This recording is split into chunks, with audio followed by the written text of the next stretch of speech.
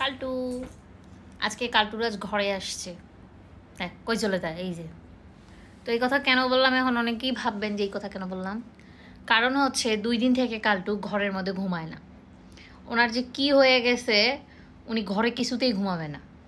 উনি ঘুমাবে কোথায়? উনি ড্রয়িং রুমে গরমের মধ্যে ঘুমাবে। ওই যে লুলু আপাও চলে আসছে, এই যে চলে যাচ্ছে। কোথায় যাচ্ছেন আপনি? দেখি বাচ্চাটা। তোমার সমস্যাটা কি? তুমি এখন ঘরে থাকতে চাও না কেন কালটু? ওনার কথা কি যে উনি ঘরে একাই থাকবে, মানে ওনার ভাই বোনরা কেউ থাকা যাবে না।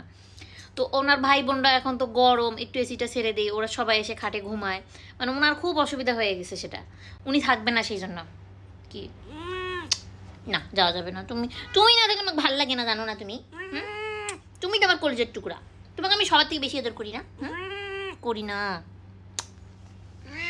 উনি কি করে গরমের মধ্যে ড্রয়িং রুমটা গিয়ে একা একা থাকে, রাতেও ঘুমাইতে আসে না।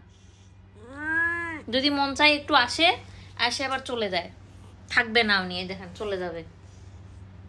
শেষে দরজা লাগায় রাখছি, দরজা লাগানো থাকলে তখন একটু চিল্লাচিল্লি করে একটু পরে আবার ঘুমায় যায়, কিন্তু দরজা খোলা থাকলে উনি থাকবেই না, ওনাকে রাখাই যাবে না। উনি গিয়ে ওই যে ড্রয়িং রুমে গিয়ে শুয়ে থাকে। কেন পাখি তুমি চলে যাও কেন? তোমার বিছানাটা সবাই দখল করে নিছে, এই জন্য তুমি চলে যাও। আমার কলিজার বিছানাটা কে নিছে রে? কার এত বড় সাহস রে? আমার সোনা বাচ্চাটার বিছানাটা নিয়ে নিছে। কার এত বড় সাহস? উনি এই জন্য ঘরে থাকে না। ওনার লুলু আপা, চুটকু ভাইয়া, তারপরে ওনার পাগলু আপু সবাই ওনার বিছানাটা দখল করে নিছে। তো তোমার জায়গায় তো কেউ শোয় নাই, তোমার বালিশটা তো ফাঁকা থাকে। সব ভাই বোনরা একসাথে থাকতে হয়, তাই না? উনি দাঁড়িয়ে একা থাকে, তারপর ওই ঘরে গিয়ে থাকবে সে, আবার একা থাকবে না। আমার ওখানে বসে থাকা লাগবে, ও থাকবে। এখন আমি কি কাজ বাদ দিয়ে বসে থাকতে পারি ওইকে? আর আমরা সবাই ঘরে, ও যদি মানে একা একা থাকে ড্রয়িং রুমে, আমার টেনশন লাগে না? আমি কাজ করতেই পারি না ও চোখের সামনে না থাকলে। তো পরে নিয়ে এসে ঘরের দরজা লাগাই দিয়ে রাখছি, এখন আর যাবে না। এখন উনি ঘুমু যাবে।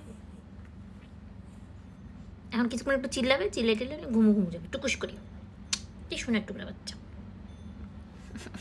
কি দেখে রে বুড়ো বাচ্চাটা?